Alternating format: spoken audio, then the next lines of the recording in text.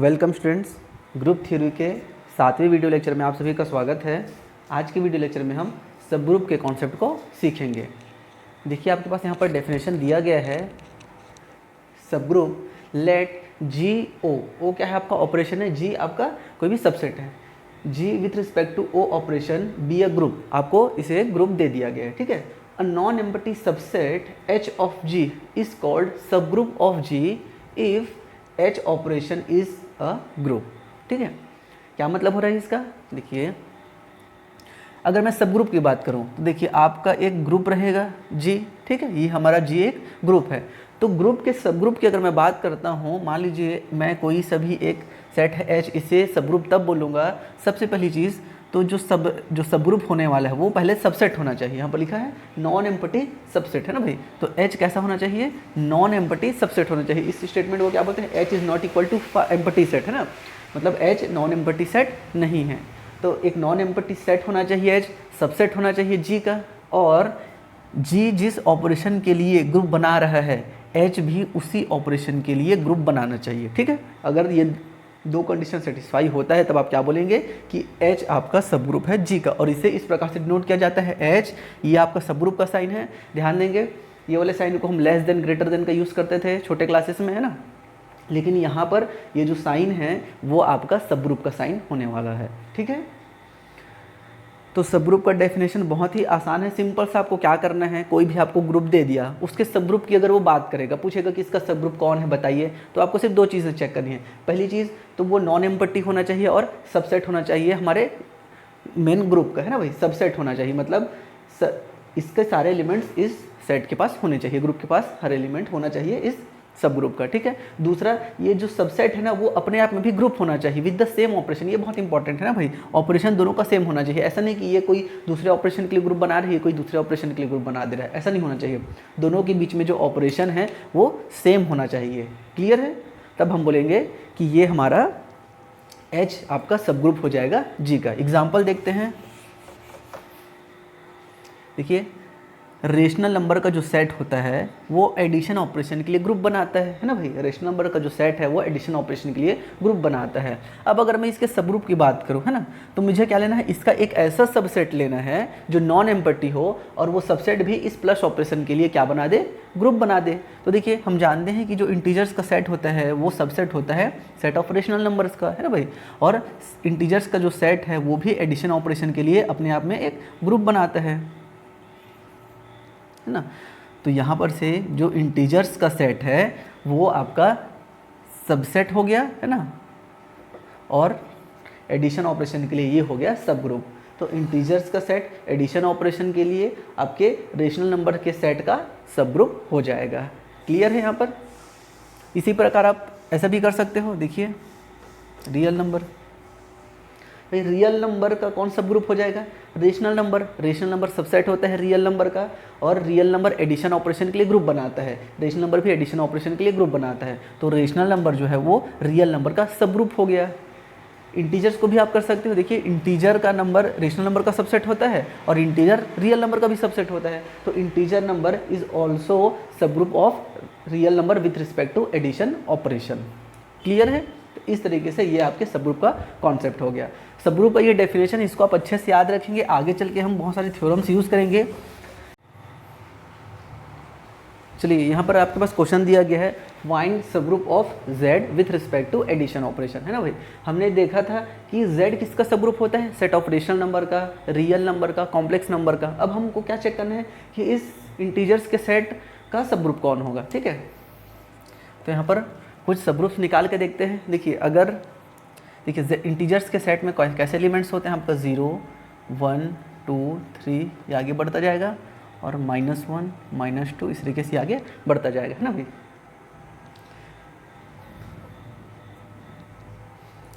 तो अगर मैं एक ऐसा सेट बना दूं, इवन इंटीजर्स का सेट बना लेता हूं, ठीक है, set of even integers. Set of even integers किस प्रकार से दिखेगा? 0 2 4 6, और ये आ जाएगा -2 -4 अप टू सो ऑन। मैंने एक सेट बना लिया इवन इंटीजर्स का सेट, है ना। इसे मैं ई नाम दे देता हूँ, इस सेट का नाम दे देते हैं ई। तो सबसे पहले ध्यान से देखिए आप, जितने भी एलिमेंट्स ई में हैं वो सारे के सारे एलिमेंट्स जेड में भी है ना भाई। तो ई आपका सबसेट हो गया सेट ऑफ इंटीजर्स नंबर का, पहला काम हमारा हो गया।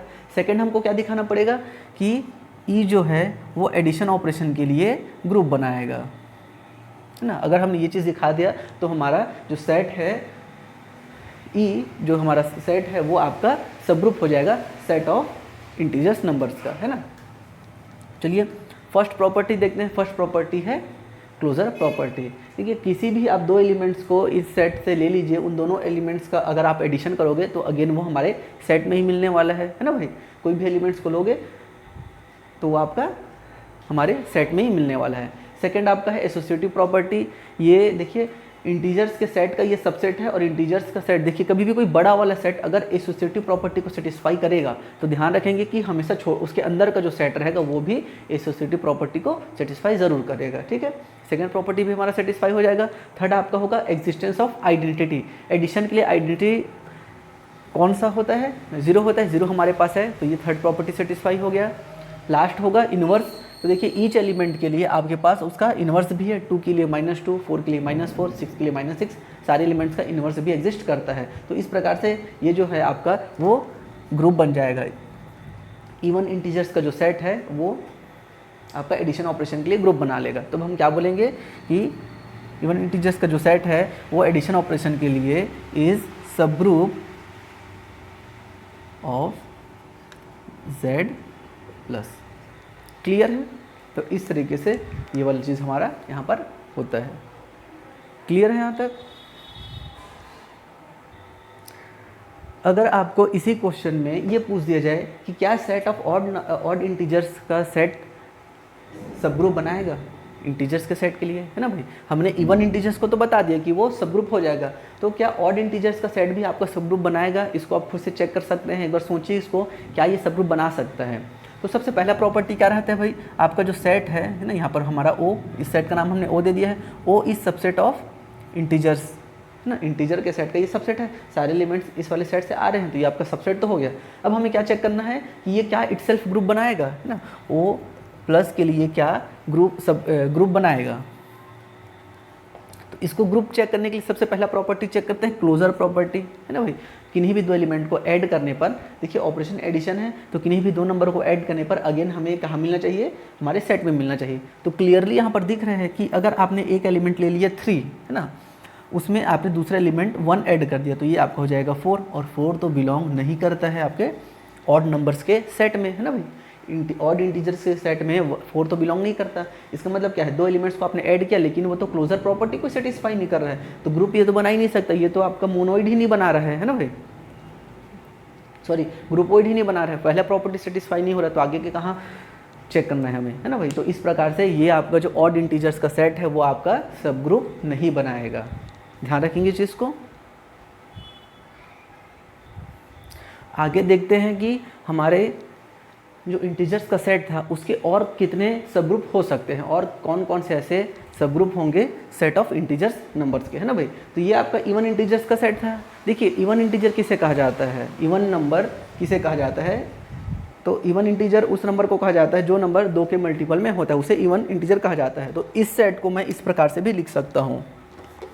अब ध्यान दोगे तो हर एलिमेंट में आपका यहाँ पर 2 का मल्टीप्लाई किया गया है। अगर मैं 2 को बाहर निकाल लूँगा इसमें से, तो देखिए मेरे पास क्या बचेगा, 0, 1, 2, 3, इस प्रकार से, है ना भाई। अगर मैंने 2 को कॉमन निकाली इस सेट से, सब से मल्टीप्लाई करके, तो यहाँ पर बचेगा 0 में तो 0 बचेगा, 1, 2, 3, और इधर बचेगा आपका -1, -2 और इधर -3। तो ध्यान से देखेंगे तो ये कुछ नहीं है, आपका 2 इंटू इंटीजर्स का सेट दिख रहा है आपको।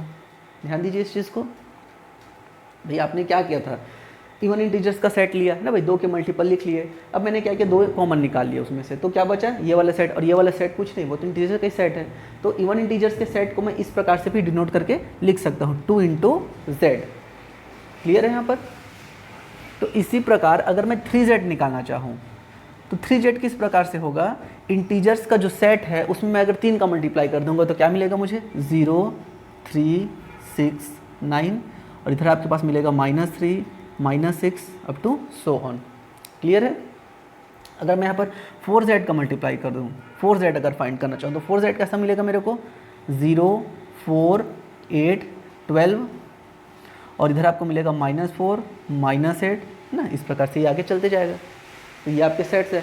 अब देखिए इसी सेट में अगर 3z की जगह आपने -3z निकालना चाहा है ना, -3z निकालेंगे तो किसके बराबर होगा, -3z अगर मैं निकालूंगा तो 0 है ना भाई, 1 में मल्टीप्लाई करूँगा तो -3 मिलेगा, 2 में मल्टीप्लाई करने पे -6 -9 और माइनस की तरफ अगर मैं मल्टीप्लाई करूँगा तो ये मुझे मिलेगा 3 6 है ना। तो ये कुछ और नहीं, यही तो है भाई, है ना। देखिए इस सेट और इस सेट को चेक कर लीजिए, एलिमेंट्स उधर थे पहले, इसमें इधर लिखा गया है। इसका मतलब क्या है, 3z = -3z है ना। तो इस प्रकार से ये आपके 3z 2z 4z ये सब आ रहे हैं। अब आप ध्यान से देखोगे तो ये सारे के सारे जो सेट है वो इटसेल्फ ग्रुप बनाएंगे विथ रिस्पेक्ट टू एडिशन। इसको आप खुद से चेक कर सकते हो भाई, इनमें से कोई भी दो एलिमेंट को लेके क्लोजर प्रॉपर्टी चेक कर लीजिए। एसोसिएटिव एग्जिस्टेंस ऑफ आइडेंटिटी के लिए देखिए 0 सबके पास है, और इन्वर्स अगर आपको देखना है तो हर एलिमेंट का आपके पास यहाँ पर इन्वर्स भी एग्जिस्ट करता है। क्लियर है? तो यहाँ पर आपके पास रिजल्ट क्या बन रहा है, देखिए यहाँ पर रिजल्ट क्या हुआ,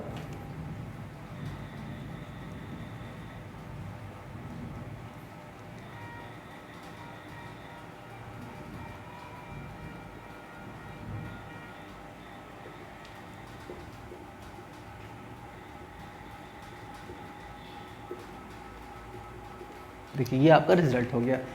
mz, m कहाँ से आ रहा है, इंटीजर नंबर था आपका, 3 4 2 -3 -4 0 कर दोगे तो आपको क्या मिलेगा, सिंपल 0 मिल जाएगा, है ना।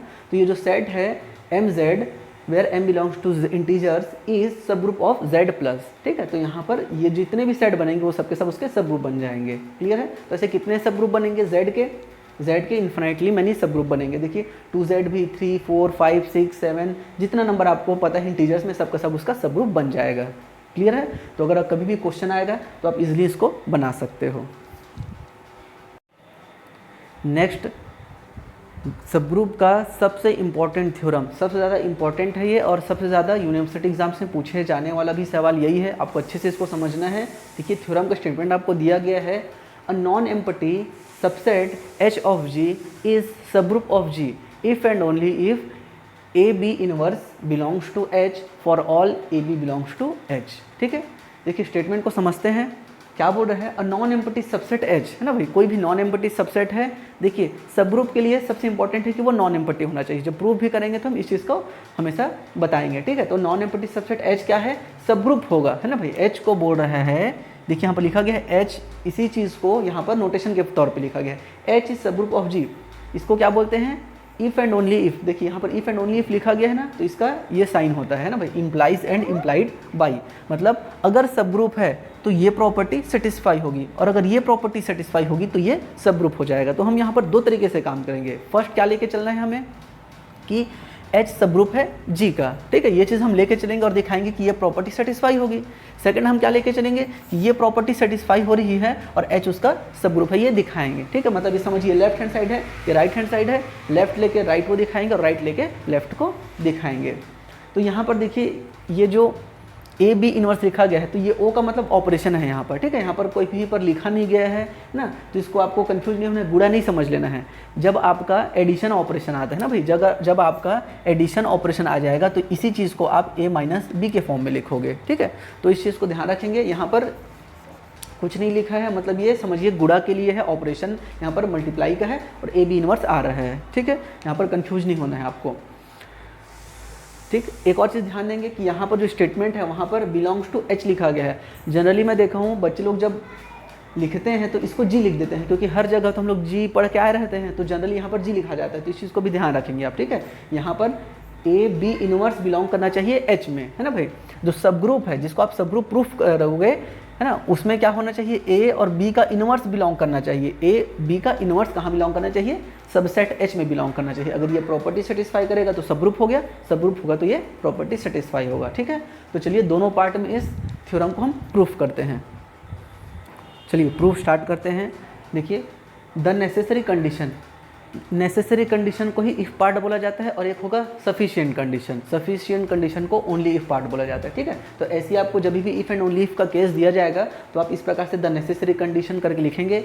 नेसेसरी कंडीशन में क्या होगा, जो पहला पार्ट है उसको लेना है आपको। यहाँ पर क्या दिया गया है, सब ग्रुप ऑफ जी, है ना, इज सब ग्रुप ऑफ जी। तो आप यहाँ पर लेके चलेंगे कि H is subgroup of जी। यहाँ पर आपने लेना है H is subgroup of G, ये आप लेके चलेंगे और आप ये दिखाओगे कि ये कंडीशन जो है वो सेटिस्फाई होगी। क्लियर है। तो हमने H ले लिया, सब ग्रुप है आपके G का, ठीक है। और यहाँ पर हमने दो एलिमेंट्स ले लेते हैं, A और B बिलोंग करता है H में। हमने ले लिया A और B, दो एलिमेंट है जो बिलोंग करता है H में, ठीक है। अब देखिए H सब ग्रुप है, H इज सब ग्रुप। देखिए यहाँ पर आपको फिर लिखने की जरूरत नहीं है। H अगर सब ग्रुप है G का, मीन्स H इज ग्रुप, है ना भाई। हमने जो सब ग्रुप का डेफिनेशन पढ़ा था उसमें ये बताया था कि कोई भी जो सब ग्रुप होता है वो इटसेल्फ ग्रुप होता है, सेम ऑपरेशन के लिए, है ना भाई। तो H इज ग्रुप। अगर H ग्रुप है तो हर एलिमेंट का उसके पास इनवर्स होगा। भाई देखिए A और B दोनों H में बिलोंग करते हैं, तो A का भी इनवर्स बिलोंग करेगा और B का भी इनवर्स बिलोंग करेगा। तो मैं ले लेता हूँ भाई B का इनवर्स भी बिलोंग करता है H में। क्लियर है। अब देखिए हमारा H क्या है, ग्रुप है ना भाई। हम यहाँ पर लेके चल रहे हैं, A एलिमेंट हमारे पास है और B इनवर्स भी एलिमेंट है। तो बाई क्लोजर प्रॉपर्टी में क्या लिख सकता हूँ, A operation B inverse belong कहाँ करेगा, H में। ये क्यों हो पाया, क्योंकि ये क्लोजर प्रॉपर्टी सेटिस्फाई करता है। और क्लोजर प्रॉपर्टी क्यों सेटिस्फाई करता है, क्योंकि आपने H को ग्रुप लेके चला है। और H को ग्रुप क्यों लिया है, क्योंकि H सब ग्रुप है G का। तो इस तरीके से किस तरीके से चीज़ें लिंक हो रही हैं इसको आप समझने का ट्राई करिए। ग्रुप थ्योरी में सब चीज़ समझ में आ जाएगा, लेकिन थ्योरम समझ में नहीं आएगा, ठीक है। एप्लीकेशन जल्दी समझ में आते हैं, लेकिन थ्योरम को समझने में थोड़ा टाइम लगता है। तो उसी चीज़ को आप समझिए कि हो क्या रहा है भाई। यहाँ पर आपको H क्या दे दिया था, H is subgroup of G। यहाँ पर आपने लेके चला H is subgroup of G और आपने दो एलिमेंट ले लिए, A और B बिलोंग करता है मान लो H में, है ना। अब आपको अगर H सब ग्रुप है तो हमने सबसे पहले डेफिनेशन पढ़ा है कि अगर H सब ग्रुप है तो वो इटसेल्फ ग्रुप होगा। तो H इज इटसेल्फ ग्रुप लिख लिया आपने। अब अगर ग्रुप है तो हर एलिमेंट का इनवर्स होगा, A का भी इनवर्स होगा, B का भी इनवर्स होगा। तो मैंने ले लिया B का इनवर्स ले लिया H में, है ना। अब ग्रुप है तो क्लोजर प्रॉपर्टी भी सेटिस्फाई होगा, तो A B इनवर्स बिलोंग करेगा H में। अब देखिए ये कहाँ पर आ गया है, यहाँ पर आ गया ना भाई। आपने सब ग्रुप है लेके चला था और इस प्रॉपर्टी को आपने दिखा दिया, तो यहाँ पर ये कंडीशन सेटिस्फाई हो गया भाई। क्लियर है। तो इस तरीके से ये आपका फर्स्ट वाला जो पार्ट है, आपने सब ग्रुप लेके इस कंडीशन को दिखा दिया। अब हम इस कंडीशन को लेके चलेंगे, इस वाले कंडीशन को, और ये दिखाएंगे कि वो सब ग्रुप होगा। क्लियर है। तो देखिए यहाँ पर ये मुश्किल से 3 लाइन में प्रूफ हो गया। तो ऐसी चीज़ आएगा, कोई चीज़ 3 लाइन में प्रूफ हो जाएगा और किसी के लिए आपको 15 लाइन भी लिखना पड़ सकता है। तो ऐसी चीज़ें ग्रुप थ्योरी में मिलने वाली हैं। चलिए द सफिशिएंट कंडीशन को देखते हैं। सेकेंड पार्ट हम लेके चलेंगे कि हमारे पास ये प्रॉपर्टी सेटिस्फाई होती है और हम ये दिखा देंगे कि आपका H सब ग्रुप होगा G का, ठीक है। द सफिशिएंट कंडीशन इसे बोला जाता है ओनली इफ पार्ट। ओके, देखिए हमें यहाँ पर गिवन है A B inverse belongs to H for all A B belongs to H, है ना भाई। हमें ये क्या बोल दिया कि H, अभी देखो H को सिर्फ एक सबसेट दिया गया है ना हमको। यहाँ पर ये स्टेटमेंट लिखा गया, इसका मतलब क्या है कि H एक ऐसा सेट है ना, जिसमें से किसी भी दो एलिमेंट को लेंगे आप तो उनका ऑपरेशन करोगे तो वो H में नहीं मिलता। ध्यान देंगे ना इस चीज़ को, क्या बोल रही है। मान लो H आपका एक सबसेट है, ये A और B उसके पास है, तो इन दोनों को आपस में ऑपरेट करने से वो सेट में नहीं मिलते। आपको क्या करना है, एक एलिमेंट को लेना है, दूसरे एलिमेंट का इनवर्स को लेना है और ऑपरेट करोगे तब जाके वो सेट में मिलता है। ये वो बोल रहा है, ठीक है। इस चीज़ को ध्यान से समझेंगे ना। अगर ये चीज़ नहीं रहता तो क्या बोलते हैं, कोई भी दो एलिमेंट को लेंगे, ऑपरेट करेंगे, उस सेट में मिल जाएगा। लेकिन ये ऐसा नहीं बोल रहा है, ये बोल रहा है इनवर्स लिख दिया। इसका मतलब क्या है, कोई भी दो एलिमेंट को आप लेंगे तो पहले एलिमेंट को लीजिए, दूसरे एलिमेंट के इनवर्स को लीजिए और ऑपरेट करोगे तो उस सेट में मिलेगा। ये चीज़ वो बोल रहा है, ठीक है। तो अगर ये सेट ये इस प्रॉपर्टी को रखेगा तब हमको ये दिखाना है कि जो हमारा सेट है वो सब ग्रुप हो जाएगा। अब देखिए अगर कोई भी सेट सब ग्रुप है, ये हमको दिखाना है ना, तो हमको क्या दिखाना पड़ेगा कि वो ग्रुप है ना भाई। यही जो दिखाना रहता है। यहाँ पर ये चीज़ लिख लीजिए, given that A B inverse belongs to H for all A and H is subset of G। अब किसी भी सेट को तो नहीं दिखा सकते भाई, जो हमारा ग्रुप का सबसेट है उसे ही हमको ये चीज़ दिखाना पड़ेगा, है ना। क्लियर है? इस लाइन में कोई कन्फ्यूज़न तो नहीं है? इस चीज़ को आप एक बार और थोड़ा सा सोच लीजिए। हमें जी का एक सबसेट लेना है, वो सबसेट इस प्रॉपर्टी को सेटिस्फाई करता है। अगर इस प्रॉपर्टी को सेटिस्फाई करता है तो वो सब ग्रुप हो जाएगा, ये हमें दिखाना है। और सब ग्रुप को दिखाने के लिए हम क्या दिखा देंगे, एच जो है वो ग्रुप है इटसेल्फ, है ना भाई। अगर वो ग्रुप हो गया तो ऑटोमेटिकली सब ग्रुप हो गया, है ना। तो हम इस चीज़ को दिखाएंगे। तो हमने ले लिया भाई कि सेट में कोई से भी दो एलिमेंट है तो ए बी इनवर्स बिलोंग करेगा हमेशा एच में, ठीक है। देखो इस चीज़ को आप ऐसे समझिए, आपका सेट है, इसमें आपने ए लिया और बी ले लिया, ठीक है। अभी मान लीजिए सिर्फ दो ही एलिमेंट है, ज़्यादा एलिमेंट नहीं है, ठीक है, सिर्फ दो एलिमेंट है ए और बी। वो क्या बोलता है, पहला एलिमेंट को यहाँ रखना है, दूसरे एलिमेंट के इन्वर्स को लेना है, ठीक। यहाँ पर वो कभी भी ये नहीं बोला है कि आप इन दोनों को अलग अलग लोगे, वो बस ये बोल रहा है कि पहला एलिमेंट लेना है, दूसरे एलिमेंट को हमेशा इन्वर्स में लेना है, ठीक है। तो मैं मान लेता हूँ taking B is equal to A, B का वैल्यू भी मैं ए ले लेता हूँ, तो मेरे को क्या मिलेगा ए, और बी की जगह मैं क्या रखूँगा, ए का इन्वर्स रखूँगा। समझ रहे हो आप इस चीज़ को। यहाँ पर ये बोला था कि कोई भी दो एलिमेंट को आप नहीं रख सकते, है ना भाई। आपको रखना कैसे है, ए पहला एलिमेंट रखो, दूसरा एलिमेंट जो भी आप रखना चाह रहे हो उसके इन्वर्स को रखोगे। तो मैंने क्या किया, उसको भी सेम ले लिया ए, तो मैंने पहला एलिमेंट लिया और दूसरे एलिमेंट का इन्वर्स ले लिया, दूसरा एलिमेंट भी मैंने ए ही ले लिया, तो ए का इन्वर्स ए इन्वर्स हो जाएगा। अब देखिए हम जानते हैं कि किसी भी एलिमेंट को उसके इन्वर्स के साथ अगर आप ऑपरेट करोगे तो क्या मिलता है, आपको आइडेंटिटी मिलता है भाई, है ना। और यहाँ पर लिखा गया है कि ऑपरेट करने के बाद वो कहाँ मिलता है, उस सेट में मिलेगा, तो बिलोंग्स टू एच। क्लियर है ये चीज़। देखिए हमने क्या किया, बी की वैल्यू भी ए ले ली है, तो यहाँ पर बाई है ना, इसको इक्वेशन 1 मान लेंगे आप। इसमें पुट करोगे तो a inverse is equal to e, और ये बिलोंग करता है हमेशा एच में, है ना भाई। ये चीज़ में रखोगे तो ई आया और ई बिलोंग्स टू एच। तो इसका मतलब क्या हुआ, आपका जो सबसेट है ना भाई, आपका जो सबसेट आप ले रहे थे हो उसमें ए और बी अगर आप लेते हो तो आपके पास आइडेंटिटी एलिमेंट भी मिल जाएगा। ये वो चीज़ बोल रहा है। क्लियर है, इस चीज़ को आप समझ पा रहे हो। आपके सेट में भी हमने सिर्फ दो एलिमेंट लिया था, लेकिन इस प्रॉपर्टी की वजह से दो एलिमेंट तो लोगे तो वहाँ पर आइडेंटिटी भी आ जाएगा ऑटोमेटिकली, ठीक है, उस प्रॉपर्टी की वजह से। क्लियर है। अब ऐसे ही अगर मैं ए की वैल्यू अगर बी ले लेता हूँ, है ना भाई, इसी चीज़ को मैं फिर से कर रहा हूँ, ए की जगह मैं बी ले लेता हूँ, सॉरी ए की जगह मैं अब देखिए आप ए की जगह, अब आपके पास तीन एलिमेंट आ गए हैं तो ए की जगह आप ई ले लो, ए इज इक्वल टू अगर आप ई लेते हैं, ठीक है, तो क्या आ जाएगा आपके पास, यहाँ पर पुट करेंगे तो ए आइडेंटिटी का इनवर्स। आइडेंटिटी का इनवर्स क्या मिलता है आपको, हमेशा आइडेंटिटी ही मिलेगा, और किसी भी एलिमेंट को आइडेंटिटी से ऑपरेट करने पे वो एलिमेंट खुद मिलेगा। तो मतलब ये हमारे पास क्या आ जाएगा, एक मिनट ना, यहाँ पर सॉरी, यहाँ पर मैंने गलती से ये लिख दिया, ये आएगा आइडेंटिटी और बी इनवर्स ना, फिर ये हो जाएगा। आपने ए को क्या ले लिया, आइडेंटिटी एलिमेंट लिया, पहले एलिमेंट की जगह में आपने आइडेंटिटी पुट कर दिया, तो ई इंटू बी इनवर्स। अब किसी भी एलिमेंट में आइडेंटिटी को ऑपरेट करने से वापस हमें वही एलिमेंट खुद मिलता है, और ये बिलोंग कहाँ करेगा, एच में करेगा। अभी एच में बिलोंग करेगा मतलब क्या हो गया, इस सेट में बी इनवर्स भी आ गया भाई, देखिए। क्लियर है। ऐसे ही अगर मैं यहाँ पर देखिए a is equal to b inverse ले, अब देखिए मेरे पास चार एलिमेंट हो गए हैं ना भाई, तो मैं ए का मान बी इनवर्स ले लेता हूँ, ठीक है। ई की वैल्यू मैंने ले लिया बी इनवर्स, और दूसरे एलिमेंट को ले लिया मैंने ई, और बी को ले लिया मैंने ई, तो क्या हो जाएगा ये यहाँ पर B inverse operation A inverse, sorry E inverse.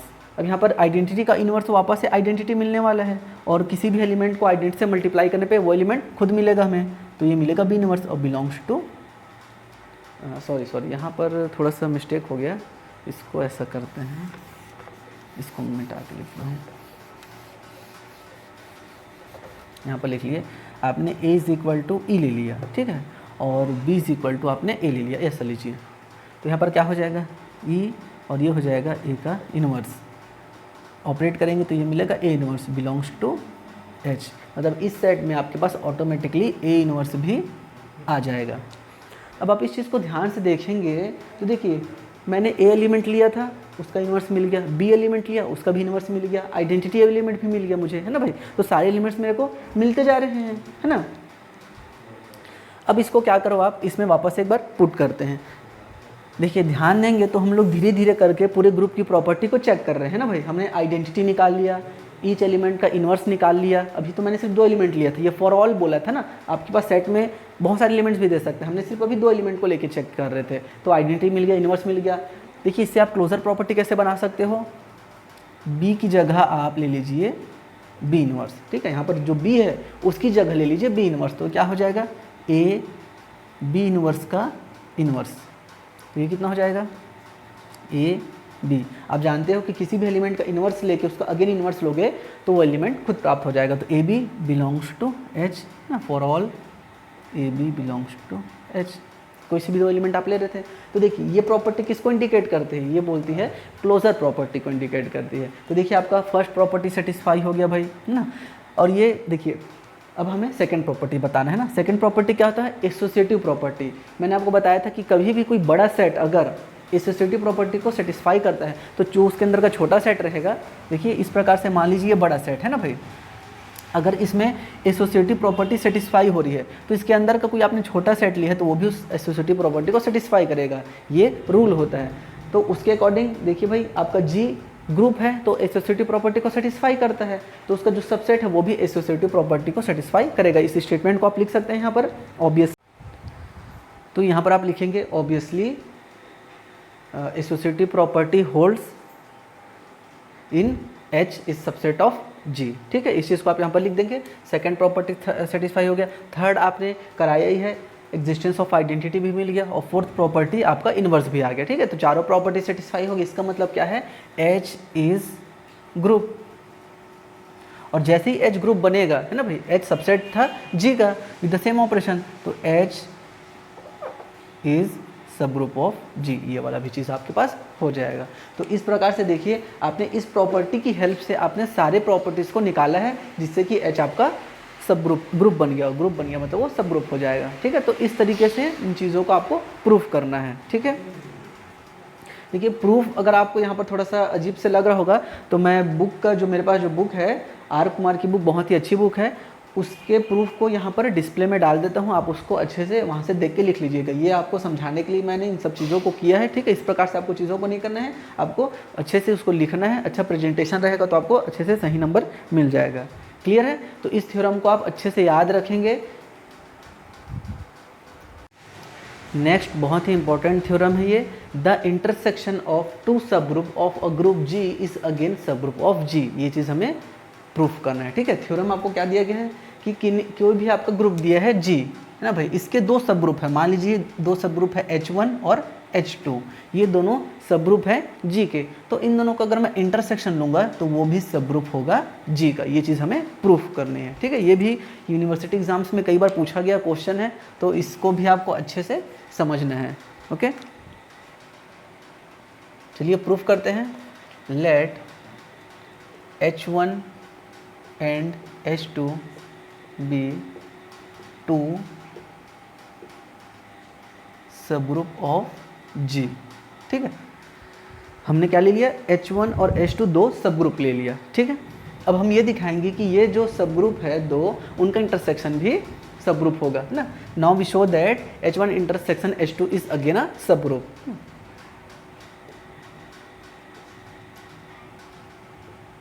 So that H1 intersection H2 is subgroup of G, ठीक है। तो हम जानते हैं कि कभी भी अगर हमें सब ग्रुप चेक करना है तो सबसे पहले तो उसको नॉन एम्पटी दिखाना पड़ेगा भाई, है ना, कि उसमें कुछ ना कुछ एलिमेंट्स हैं। तो अब देखिए यहाँ पर क्लियरली आप कैसे बोलोगे कि वो जो इंटरसेक्शन है वो नॉन एम्पटी होगा, है ना भाई। देखिए H1 is subgroup of G, ठीक है। अगर ये सब ग्रुप है तो ये इटसेल्फ ग्रुप होगा, है ना। And identity belongs to H1, भाई अगर सब ग्रुप है तो उसके पास आइडेंटिटी होगा, है ना। दूसरा ले लेते हैं H2 सब ग्रुप है तो इसके पास भी आइडेंटिटी होगा भाई, है ना। अब अगर आइडेंटिटी H1 में भी है और आइडेंटिटी H2 में भी है तो इसका मतलब क्या हो जाएगा कि identity belongs to H1 intersection H2।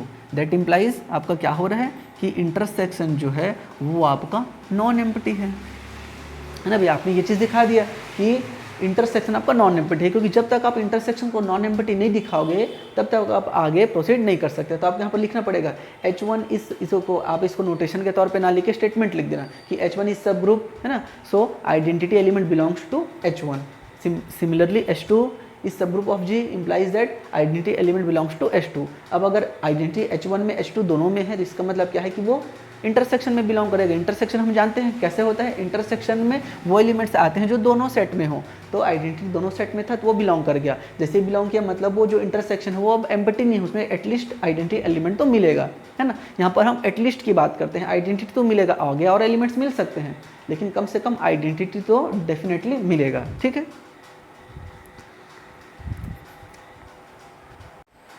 तो यहाँ पर हमने सबसे पहले इसे नॉन एम्प्टी प्रूफ कर दिया। अब हम ये दिखाएंगे कि जो इंटरसेक्शन है ना, in order to prove that H1 intersection H2 is subgroup of G it is sufficient to prove. देखिए किस कभी भी अगर हमें सब ग्रुप प्रूफ करना रहता है तो हम क्या चेक करते हैं भाई कि A B inverse belongs to H1 is belongs to, है ना, जो ए बी इनवर्स है वो बिलोंग करना चाहिए। तो हमें H1 इंटरसेक्शन H2 को प्रूफ करना है कि सब ग्रुप है। तो हम क्या दिखाएंगे कि एक एलिमेंट बिलोंग करता है इंटरसेक्शन में, दूसरे एलिमेंट भी बिलोंग करते हैं इंटरसेक्शन में। तो इसका मतलब ये है कि उस एलिमेंट और दूसरे एलिमेंट का इनवर्स भी बिलोंग करेगा H1 इंटरसेक्शन H2 में। अगर हमने ये चीज़ दिखा दिया तो ये क्या हो जाएगा, सब ग्रुप प्रूफ हो जाएगा, ठीक है।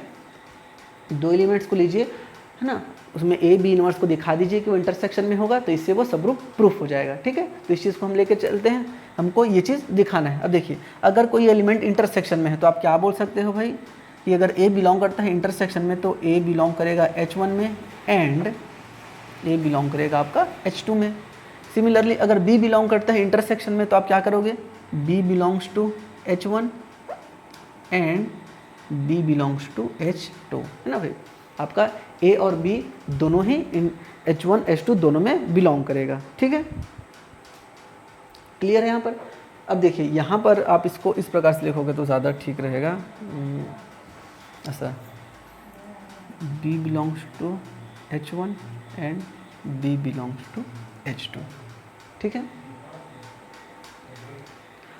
अब देखिए हमारे H1 के पास A और B दोनों हैं, ठीक है। इस चीज़ को आप समझना, हमारे H1 जो हमारा सब ग्रुप है, H1 क्या है आपका सब ग्रुप है और H1 के पास A और B दोनों हैं। तो बाई सब ग्रुप की प्रॉपर्टी हम क्या कर सकते हैं, यहाँ से A B inverse belongs to H1 लिख सकते हैं।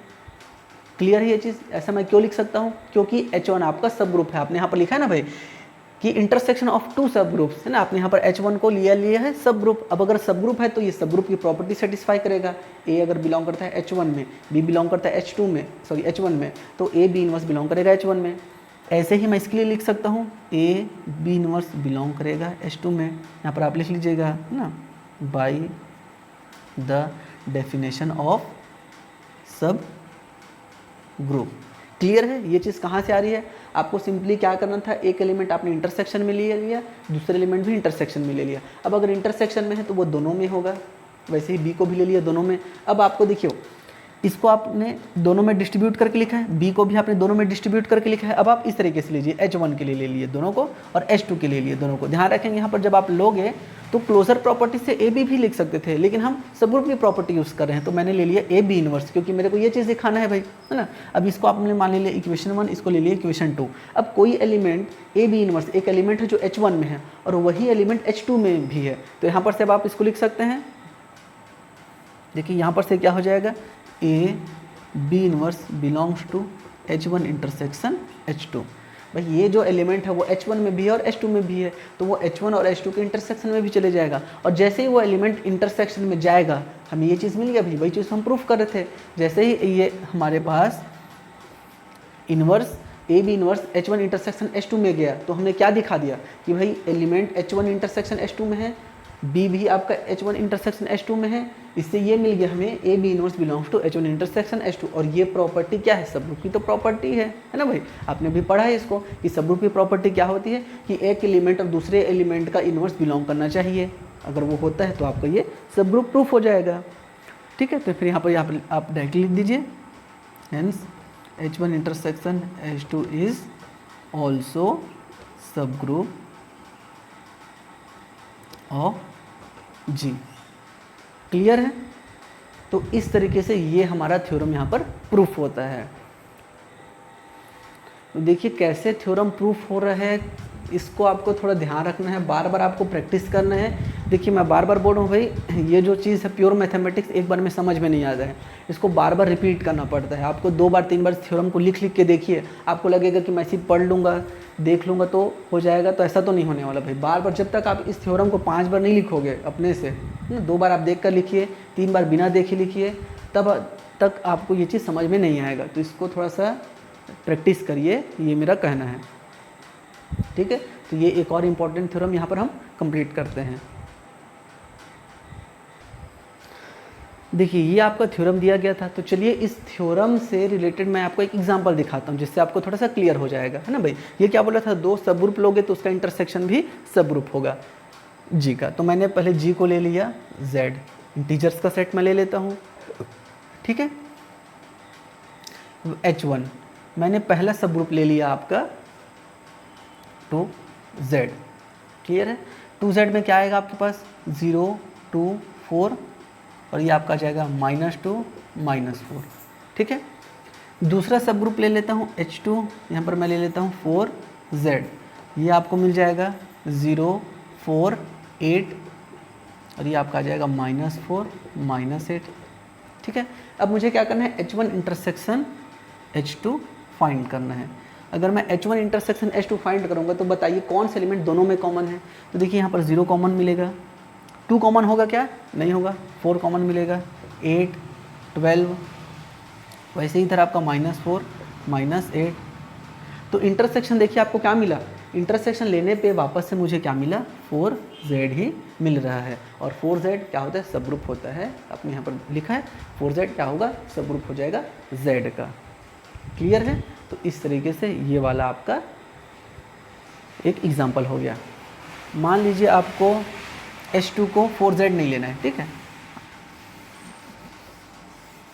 दूसरा एग्जाम्पल देखते हैं, H2 को ले लिया आपने 3Z, 3Z लोगे तो क्या मिलेगा, 0 3 6 9 12 इस तरीके से, और ये आपको क्या मिलेगा, -3 -6। अब अगर मैं H1 इंटरसेक्शन H2 लेता हूँ तो मुझे क्या मिलेगा भाई, देखिए दोनों में कॉमन क्या मिलेगा, 0, यहाँ पर क्या है 2 4, आगे चल के आपको 6 मिलेगा, 6 इसमें भी है तो ये मिलेगा 6, आगे चल के कॉमन आपको 12 मिलने वाला है, इस तरह आपको -6 और -12, ठीक है। तो ध्यान से देखोगे तो ये किसके जैसे दिख रहा है आपको, देखिए 6 सब में कॉमन निकल जाएगा तो ये आपका आ जाएगा 6Z, क्लियर है। तो आपका H1 इंटरसेक्शन H2 2Z और 3Z का इंटरसेक्शन आपको मिल गया 6Z, और आप जानते हैं 6Z सब ग्रुप होता है, तो इस प्रकार से ये भी आपका सब ग्रुप हो जाएगा, ठीक है भाई। तो ये थ्योरम है, थ्योरम इसलिए दिया जाता है ताकि आप उसका यूज़ करके क्वेश्चन को इजीली सॉल्व कर सके, है ना भाई। आपको अब यहाँ पर बार बार प्रूफ नहीं करते चलना कि 6Z तो सब ग्रुप होता है करके, आपने बता दिया, ये थ्योरम लिख दिया, थ्योरम को आपने प्रूफ करके बता दिया है, तो सीधा सीधा आपका ये सब एप्लीकेशन आ जाएगा। ओके, चलिए नेक्स्ट देखते हैं, व्हाट अबाउट यूनियन। अभी आपने थ्योरम तो लिख दिया कि भाई इंटरसेक्शन और 2 सब ग्रुप्स इज अगेन सब ग्रुप। अब यूनियन के बारे में आप क्या बोल सकते हो, क्या 2 सब ग्रुप का यूनियन भी सब ग्रुप होगा, है ना भाई। ये चीज़ हम यहाँ पर चेक करते हैं। देखिए आपने H1, पहले आप G ले लीजिए, G आपने ले लिया इंटीजर्स का सेट, आपने H1 ले लिया 2Z और H2 ले लिया आपने 3Z। एलिमेंट्स यहाँ पर लिख लेते हैं, एलिमेंट आपके हो जाएंगे 0 2 4 -2 -4। 3Z में आपके पास मिल जाएगा 0 3 6, यहाँ पर आ जाएगा आपके पास -3 -6, ठीक है। तो अब हमें क्या करना है, यूनियन करना है, H1 यूनियन H2। यूनियन में आपके पास क्या आ जाएगा, 0 2 3 4 6 8 9 इस तरीके से एलिमेंट्स आ जाएंगे। इधर आपके पास आ जाएगा -2 -3 और बाकी सब एलिमेंट्स। अब हमें ये देखना है कि क्या ये सब ग्रुप बनाएगा। तो मैं सबसे पहले सब ग्रुप का पहला प्रॉपर्टी, सब ग्रुप है मतलब ये ग्रुप भी होगा, और ग्रुप है मतलब क्लोजर प्रॉपर्टी भी सेटिस्फाई करेगा। तो मैं चेक कर लेता हूँ क्या क्लोजर प्रॉपर्टी सेटिस्फाई होता है। तो मैंने 2 और 3 को ले लिया। भाई आप जानते हो कि ये जो ग्रुप है वो एडिशन के लिए ग्रुप बनाता है ना, एडिशन ऑपरेशन के लिए। तो मैंने 2 एलिमेंट्स लिया, उनको ऐड कर लिया, तो मेरे को मिलेगा 5। लेकिन 5 तो बिलोंग नहीं करेगा भाई H1 यूनियन H2 में। यहाँ पर देखिए कि आपको 5 मिलेगा यूनियन करने से, 5 ना ही इस सेट में ना ही इस सेट में, तो यूनियन में तो आ ही नहीं सकता। तो ये आपका 5 बिलोंग नहीं कर रहा है। 5 के अलावा कुछ और भी ले सकते थे आप, 2 ले लिया है ना, और आपने ले लिया 9 ले लिया। 2 और 9 क्या हो जाएगा 11, 11 भी बिलोंग नहीं कर रहे हैं आपके H1 यूनियन H2 में। तो ऐसे कितने सारे एलिमेंट्स हैं जो इस प्रॉपर्टी को सेटिस्फाई नहीं कर रहे हैं। अब अगर ये क्लोजर प्रॉपर्टी सेटिस्फाई नहीं करता तो आगे तो ये ग्रुप बनाएगा ही नहीं। तो मैं क्या बोल सकता हूँ कि जो यूनियन है, यूनियन ऑफ 2 सब group is need not be सब ग्रुप। अगेन आपका जो यूनियन है वो सब ग्रुप होगा, इसकी कोई गारंटी नहीं है। ध्यान रखेंगे यहाँ पर हम क्या वर्ड यूज़ कर रहे हैं कि सब ग्रुप नहीं होगा, है ना। नीड नॉट ये वर्ड यूज़ कर रहे हैं। नीड नॉट का मतलब क्या है, नहीं हो सकता। भाई हो भी सकता है और नहीं भी हो सकता है। एक एग्जांपल देख लेते हैं जहाँ पर वो यूनियन जो है वो सब ग्रुप हो जाएगा, ठीक है। तो यहाँ पर अगर मैं H2 की वैल्यू 4Z ले लेता हूँ, 4Z में आपके पास आ जाएगा 0, 4, 8 और यहाँ पर आ जाएगा -4, बाकी एलिमेंट्स -8, -12, ठीक है। अब अगर मैं इसका यूनियन लेता हूँ H1 यूनियन H2, तो यूनियन में क्या आ जाएगा 0, 2, 4 ना, 6, 8, इस प्रकार से इधर आ जाएगा -2, -4 इस तरीके। यूनियन देखिए ये सारा का सारा सेट इसमें है, यूनियन में बड़ा वाला सेट आ जाएगा। और ये बड़ा वाला सेट है क्या 2Z है, और 2Z तो आपका सब ग्रुप बनाता है। देखिए अब आपका यूनियन जो है वो सब ग्रुप बन गया। तो यहाँ पर हम क्या देख रहे हैं कि यूनियन जो है वो सब ग्रुप बन भी रहा है और कभी कभी नहीं भी बन रहा है। तो यहाँ से हमको एक चीज़ समझ में आ रहा है कि यूनियन जो है वो सब ग्रुप तभी बनाएगा, ठीक है। Union of 2 subgroup is again subgroup if and only if one of them is subset of other, ठीक है। क्या मतलब हो इसका, यूनियन सब ग्रुप तभी बनेगा जब एक जो सब ग्रुप है दूसरे का सबसेट हो जाए, ठीक है भाई। मान लीजिए H1 और H2 आपने 2 सब ग्रुप लिया है, तो इनका यूनियन है ना सब ग्रुप होगा G का। कब होगा, आइदर H1 सबसेट हो जाए H2 का या फिर H2 सबसेट हो जाए H1 के ना भाई। दोनों में से कोई एक जो सेट है वो दूसरे का सबसेट हो जाए। जैसे इस क्वेश्चन में देख लीजिए, आपका जो 4Z है वो 2Z का सबसेट होता है, तो हमने यहाँ पर इसको प्रूफ कर दिया कि वो सब ग्रुप होगा। लेकिन इसी के अलावा जो दूसरा क्वेश्चन था हमारा 3Z, उसमें ना तो 2Z 3Z का सबसेट हो रहा था, ना ही 3Z 2Z का सबसेट हो रहा था, इसलिए वो सब ग्रुप नहीं बन रहा था उनका यूनियन। तो इस चीज़ को ध्यान रखेंगे। क्वेश्चन ये कई बार पूछा गया है कि प्रूव दैट इंटरसेक्शन ऑफ 2 सब ग्रुप इज अगेन अ सब group but union need not be. तो इस तरीके से ये क्वेश्चन आपका आ सकता है, तो इस चीज़ को आप ध्यान रखेंगे, ओके। तो चलिए अभी मैंने आपको जो स्टेटमेंट बोला था उसे मैं यहाँ पर प्रूफ करके दिखाता हूँ। देखिए आपको स्टेटमेंट यहाँ पर दिया गया है, थ्योरम यूनियन ऑफ 2 सब ग्रुप इज अगेन अ सब group if and only if one of them is contained in other, है ना भाई। कंटेंट का मतलब क्या होता है, कोई एक सेट किसी दूसरे सेट के अंदर में होगा, और इसका मतलब क्या होता है सबसेट, है ना भाई। एक सेट दूसरे सेट के अंदर में है, मतलब कंटेंट है, पहला वाला सेट दूसरे सेट के अंदर कंटेंट है ना भाई। तो इस चीज़ को यहाँ पर दिया गया है। ये क्वेश्चन आपको दूसरी तरीके से भी पूछ सकता है। ऐसा आपको क्वेश्चन आ सकता था कि state and proof the condition when union of 2 सब group is again a subgroup, है ना भाई। वो कंडीशन पूछ सकता था, क्या कंडीशन होगा करके। तो कंडीशन क्या होगा, if one of them is content in other, और उसको फिर आपको प्रूफ करना था। क्लियर है। तो चलिए इस चीज़ को आप प्रूफ करते हैं।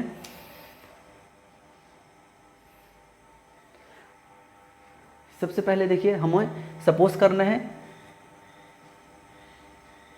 Suppose that H1 and H2 B 2 subgroup of G, ठीक है भाई। आपका G में 2 सब ग्रुप है H1 और H2, ठीक है। देखिए हम इसको 2 पार्ट में प्रूफ करेंगे। पहला प्रूफ क्या करेंगे कि अगर वो सब ग्रुप है तो वो एक दूसरे के अंदर कंटेंट होगा, ठीक है। और दूसरा ये प्रूफ करेंगे कि अगर एक दूसरे के अंदर कंटेंट है तो वो सब ग्रुप हो जाएगा, यूनियन, ठीक। तो पहले मैं नीचे वाली चीज़ को लेके चलता हूँ, ठीक है।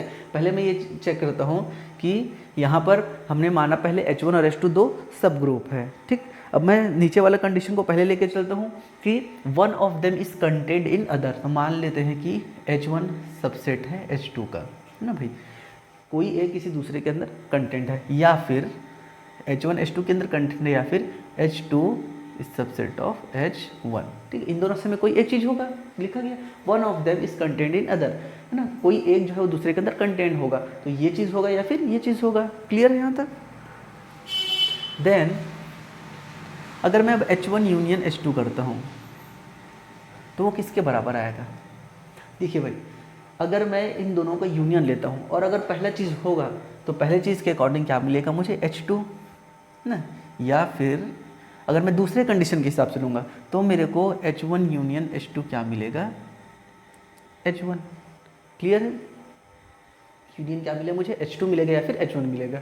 एंड H1 एंड H2 दोनों के दोनों तो आपने सब ग्रुप लेके चल रखा है ना भाई, तो यूनियन लेने से हमें H1 या H2 मिलेगा जो कि पहले से ही सब ग्रुप है, ऑलरेडी वो सब ग्रुप है, तो आपका यूनियन भी क्या हो जाएगा यहाँ पर? सब ग्रुप हो जाएगा, ठीक है। क्या लिखेंगे यहाँ पर? विच इज सब group, hence H1 union H2 is also subgroup of G। Clear है यहाँ तक? तो इस तरीके से आपको ये चीज़ को लिखना है। ध्यान रखेंगे, हमने पहले क्या स्टार्ट किया, हमने मान लिया कि H1 H2 का सबसेट है या फिर H2 H1 का सबसेट है। अब हमें सिंपली क्या करना है, उन दोनों का यूनियन ले लेंगे। अगर पहला कंडीशन को मानूंगा तो H2 आएगा, बड़ा वाला सेट आएगा यूनियन में, और अगर दूसरा कंडीशन को मानूंगा तो H1 आ जाएगा आपका यूनियन में। तो यूनियन क्या आया? H2 आएगा या फिर H1 आएगा, और वो तो आपका ऑलरेडी सब ग्रुप है, तो यहाँ पर से यूनियन भी ऑल्सो सब ग्रुप हो गया, ठीक है। अब हम क्या लेंगे, इसका कन्वर्सली लेंगे, ठीक है। इसका सेकेंड जो पार्ट है उसको लेके चलते हैं और ये दिखा देंगे। अब हम यहाँ पर क्या लेके चलेंगे कि H1 यूनियन H2 इज सब ग्रुप, ठीक है। H1 यूनियन H2 इज सब ग्रुप, हम लोग ये चीज लेके चल रहे हैं। एंड वी प्रूव दैट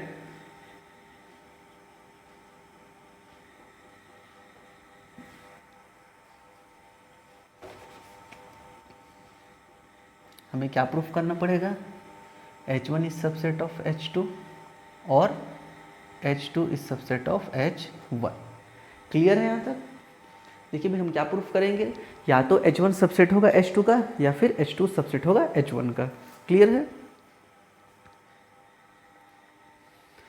तो इसको प्रूफ करने के लिए हमें क्या करना पड़ेगा, हम लेके चलते हैं कि ना ही H1 H2 का सबसेट है, ना ही H2 H1 का सबसेट, ठीक है। देखिए, जब आपको कुछ चीज़ प्रूफ करनी है, आपको ये चीज़ प्रूफ करना है, तो एक तो काम है कि आप एक प्रूफ दे दो, या तो इसका आप उल्टा लेके चलो। मान लीजिए कि इसका सबसेट नहीं है और आप उसको फिर बनाते चलिए और यहाँ पर एक कॉन्ट्रडिक्शन दिखा दीजिएगा। इससे क्या होगा कि आपने जो लिया था वो गलत होगा। अब अगर ये गलत होगा, है ना भाई, जो आपने लेके चला, मान लो आप ये लेके चलोगे H1 is not subset of H2, है ना, और ये ले लेना आप H2 is not subset of H1। आप ये चीज़ लेके चलो, आप लेके चलोगे और यहाँ पर आपने कॉन्ट्रडिक्शन दिखा दिया कि आपने इसको लेने की वजह से आपको यहाँ पर गलती आ रही है, गलती मिल रहा है। गलती क्यों मिल रहा है? क्योंकि आपने ये चीज़ लेके चला था, और अगर ये चीज़ सही नहीं है तो इसका अपोजिट कौन सा सही होगा? ये वाला चीज़ सही होगा, ठीक है। तो इसको इस तरीके से हम प्रूफ करेंगे, ठीक है। हम इसको अपोजिट चीज़ को लेके चलेंगे और फिर इसको हम यहाँ पर प्रूफ करेंगे।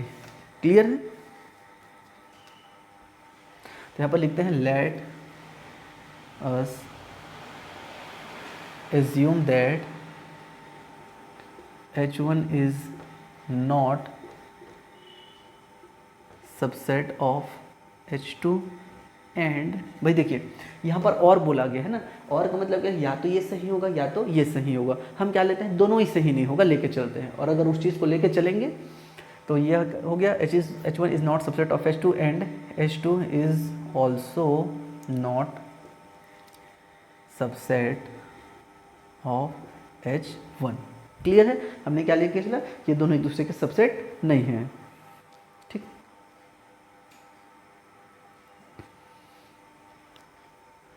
अब देखिए H1 is not subset of H2। इसका मतलब क्या है भाई, H1 अगर H2 का सबसेट नहीं है, इसका मतलब क्या है कि H1 में एक एलिमेंट ऐसा होगा जो H2 में नहीं होगा। इसका मतलब क्या है, there exist A belongs to H1 such that A does not belongs to H2। ये होगा इसका मतलब। क्लियर है? ऐसे ही हम एक और एलिमेंट को ले लेते हैं, ठीक है, कि हम यहाँ पर अब दूसरा ले लेते हैं। Similarly H2 is not subset of H1 implies that. अब एक और एलिमेंट ले लेते हैं, there exist B belongs to H1 such that, sorry इस बार H2 लेंगे, ठीक है, ये वाली चीज़ ले रहे हैं। ध्यान देंगे H1 H2 का सबसेट नहीं है, तो इसमें एक ऐसा एलिमेंट मिलेगा जो H2 में ना हो। तो हमने इस स्टेटमेंट को लिखा। यहाँ पर हम क्या लेंगे, H2 is not subset of H1। यहाँ पर हम क्या करेंगे, एक एलिमेंट H2 में ले लेते हैं सच दैट वो एलिमेंट आपका H1 में नहीं है। क्लियर है इतना? इन दोनों को आप इक्वेशन 1 मान लीजिए भाई, फर्स्ट इक्वेशन और सेकेंड इक्वेशन।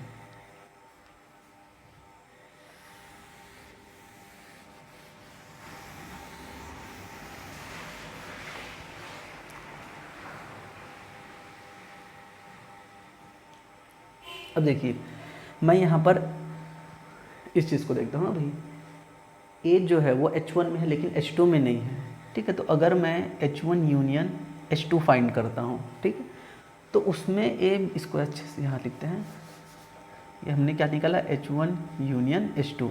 तो यहाँ पर ए बिलोंग करेगा यूनियन में, क्योंकि भाई इसमें तो है, इसमें भले नहीं है लेकिन यूनियन में तो चले जाएगा। हम जानते हैं यूनियन में कैसे एलिमेंट्स आते हैं, जो एटलीस्ट एक सेट में होने चाहिए, है ना भाई। तो आपका जो ए है वो H1 में है तो चले जाएगा। सिमिलरली अगर मैं बी की बात करूँ तो बी भी आपका H1 यूनियन H2 में होगा। क्लियर है?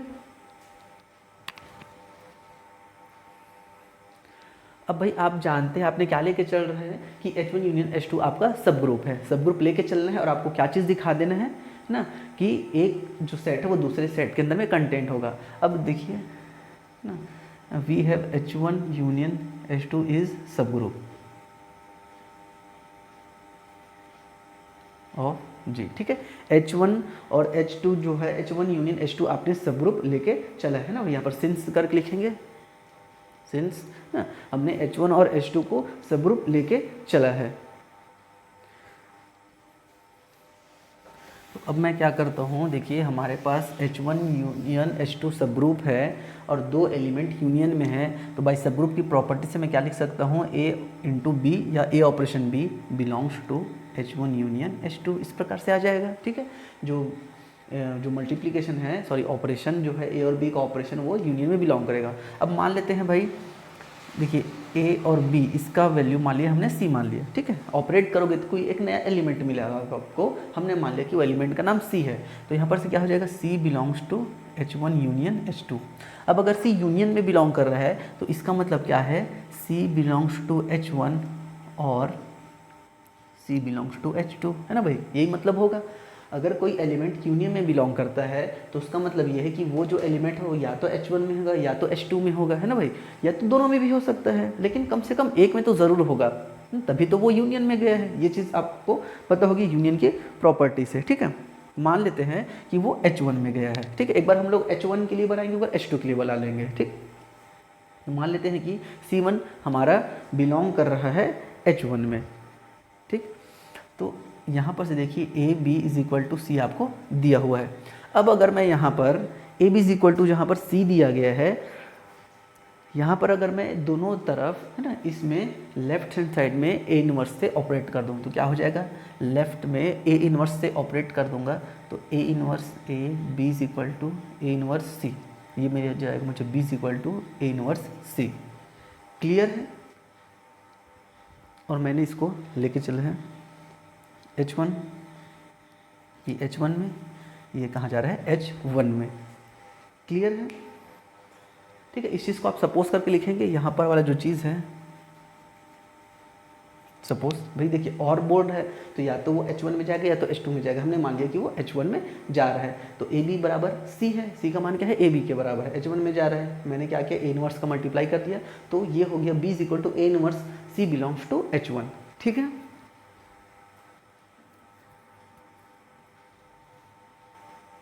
तो यहाँ पर देखिए हम पुरानी चीज़ को एक बार रिकॉल करेंगे। यहाँ पर आने के बाद आप इस चीज़ को ऐसा लिख दीजिए। भाई देखिए आपने क्या लेके चला था, इस चीज़ को ध्यान देंगे। A बिलोंग्स टू H1 है ना, but A does not belongs to H2 ये लिया था आपने। और B belongs to H2 but B does not belongs to H1, आपने ये चीज़ लेके चला था ना भाई, ये चीज़ आप लेके चल रहे थे, ठीक है। अब देखिए ये चीज़ आपने लेके चला था, यहाँ पर देखिए क्या आ रहा है, B is equal to A inverse C belongs to H1 है ना भाई। तो B बिलोंग कर रहा है H1 में, लेकिन आपने क्या लेके चला था कि B बिलोंग नहीं कर रहा है H1 में, तो ये तो कॉन्ट्रडिक्शन आ गया है ना भाई। दिस इज, यहाँ पर आप क्या लिखेंगे, दिस इज कॉन्ट्राडिक्शन।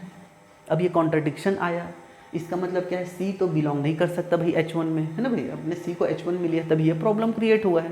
तो मैं क्या करता हूँ, चलो भाई ये वाला और लिखा गया था, या तो C H1 में बिलोंग करेगा या तो C H2 में बिलोंग करेगा। तो मैं मान लेता हूँ भाई C बिलोंग कर रहा है आपका H2 में, ठीक है।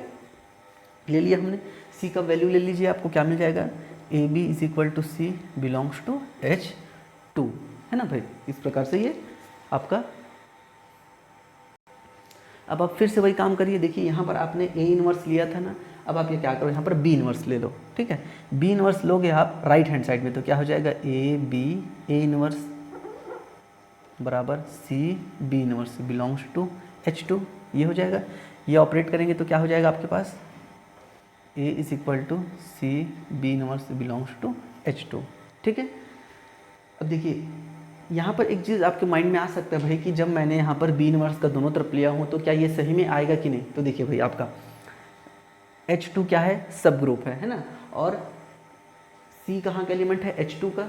B कहाँ का एलिमेंट है, H2 का। अगर B H2 का एलिमेंट है, B सब ग्रुप है, तो B का इनवर्स भी मिलेगा, ठीक है। B का इनवर्स भी मिलेगा, तो ये एलिमेंट भी H2 में जाएगा, और ये एलिमेंट इसके बराबर है, तो ये एलिमेंट भी आपका H2 में जाएगा। तो यहाँ से हमने क्या ले लिया, A belongs to H2। But देखिए आपने यहाँ पर क्या लिखा है, A H1 में बिलोंग करेगा बट H2 में बिलोंग नहीं करेगा। तो दिस इज अगेन कॉन्ट्रडिक्शन। फिर से आपको यहाँ पर कॉन्ट्रडिक्शन मिल गया है ना भाई। आपने C जो A और B का ऑपरेशन था, A इंटू B लिया था आपने, बिलोंग्स टू यूनियन में लिया था, है ना भाई। उसका नाम आपने C माना था और उसको यूनियन में दिखाया था। इसका मतलब क्या था, C या तो H1 में बिलोंग करेगा या तो H2 में बिलोंग करेगा, लेकिन आप किसी में भी ले रहे हो तो आपको यहाँ पर कॉन्ट्रडिक्शन मिल रहा है। तो देखिए ये दोनों में ही बिलोंग नहीं करेगा, तो ऐसा कैसे पॉसिबल है भाई। आपने उसको बिलोंग यूनियन में दिखा रहे हो बट वो दोनों में से किसी में नहीं है, तो ये तो कॉन्ट्रडिक्शन हो गया। तो ये कॉन्ट्रडिक्शन क्यों आया है, क्योंकि हमने गलत सपोज किया था भाई, है ना। हमने यहाँ पर गलत सपोज किया था कि one of them is not contained in other. हमने ये ले लिया कि ना ही H1 सबसेट है H2 का, और ये लिया था कि ना ही H2 सबसेट है H1 का। हमने ये चीज़ लेके चला था, इसलिए ऐसा प्रॉब्लम क्रिएट हो रहा है। इसका मतलब ये चीज़ हमने जो सपोज किया था वो गलत सपोज किया था, ठीक है। तो यहाँ पर अब आ गए हम कैसे करेंगे, तो यहाँ पर आप दोनों केस को लिखोगे आप भाई, AB is equal to C belongs to H1 है ना, और यहाँ पर आप AB is equal to C belongs to H2 है ना। ये और वाला केस चलेगा, दोनों ही केस में आपको कॉन्ट्रडिक्शन मिलेगा। देन आप यहाँ पर क्या लिखोगे, hence either H1 is subset of H2 और H2 is subset of H1। Clear है, क्योंकि अगर मैं ये चीज़ ले लूँगा ना भाई, दो चीज़ मैंने लिया था, अगर वो लूँगा तो फिर यहाँ पर कॉन्ट्रडिक्शन नहीं आएगा। तो मतलब मैंने जो सपोज किया था उसी में ही मिस्टेक था। तो इस तरीके से आपका ये वाला चीज़ प्रूव होता है, ठीक है। तो बहुत इंपॉर्टेंट ये थ्योरम है आपका, कई बार ये यूनिवर्सिटी एग्जाम्स में आया हुआ है। मैं बार बार बोल रहा हूँ, ये जो आपका सब ग्रुप का जो टॉपिक है उसमें से गिने चुने थ्योरम है। मोस्टली ये दो ही थ्योरम आपका मेन काम का है, 2 से 3 थ्योरम है आपका। एक तो सब ग्रुप चेक करने का जो थ्योरम था वो है, सेकंड आपका इंटरसेक्शन सब ग्रुप होता है प्रूफ करने का, और ये थर्ड है इंटर यूनियन सब ग्रुप होगा if and only if one of them is contained in other. तो इस चीज़ का आप अच्छे से प्रैक्टिस करिए, बहुत ज़्यादा इंपॉर्टेंट है, ओके।